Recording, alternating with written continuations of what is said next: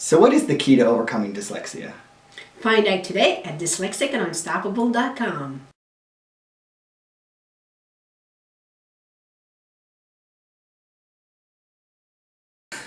Hi, it's Dr. Doug Curtis. And Lucy Curtis from Dyslexic and Unstoppable. Our mission is to help dyslexics rediscover their inner power. Right, and today we want to talk to you about the key to overcoming dyslexia.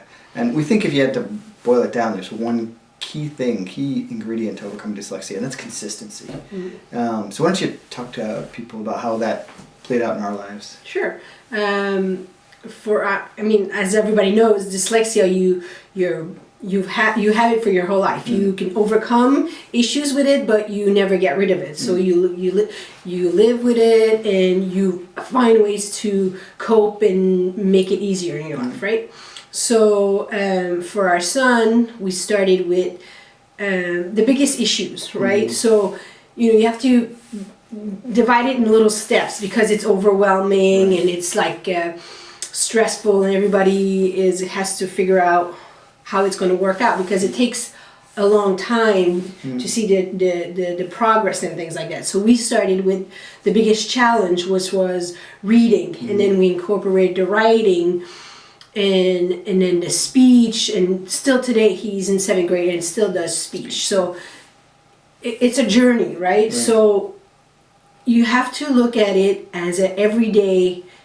There's a little effort every day makes a big difference. Exactly. And I think that's it. A lot of times we get these parents who are, as we were at the end of his 1st grade, you're scared, you just found out your child's having difficulties, you're not sure if it's dyslexia, or you found out it's dyslexia, and you're like, I want to do something now and I want to get this fixed now. Mm-hmm. And I think you need to take a step back and realize it is going to be a journey. It's going to be a process to get through. Mm-hmm. And that if you break it down into little bits and do it a little bit at a time, 15 minutes, half hour, maybe an hour a day, and sit down and say, let's just get through this one exercise. Let's get through this one book. Let's get through this one speech exercise, whatever it is, so that you can have the consistency each day.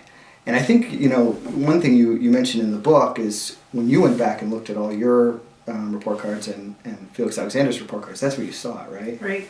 It's because when you're in it, you don't see it, and you feel like there's no end to it, and you're exhausted and tired, and everybody's like, ugh, But when you go back, you can have we make charts of progress charts. We what we've accomplished, and we literally do that. Yeah. We have it on our wall, what we've accomplished. We have little jars, success jars, so that because our mind plays tricks on us, and it says, oh, I haven't done much this year, or nothing has been really happening. Really accomplished anything. And then you look at the chart and you're like, that's not true, right? So you have to find ways to visualize it. So go back to the report cards and go from the beginning of the year to the end of the year. What was the positive that happened, and you'll begin to see it, and then share it with your child and all these things, so that everybody stays motivated, because it's a big, long journey, but it's worth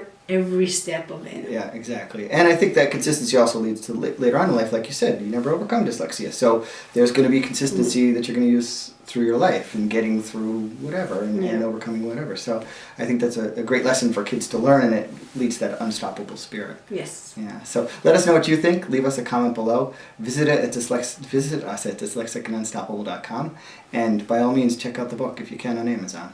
Thanks a lot.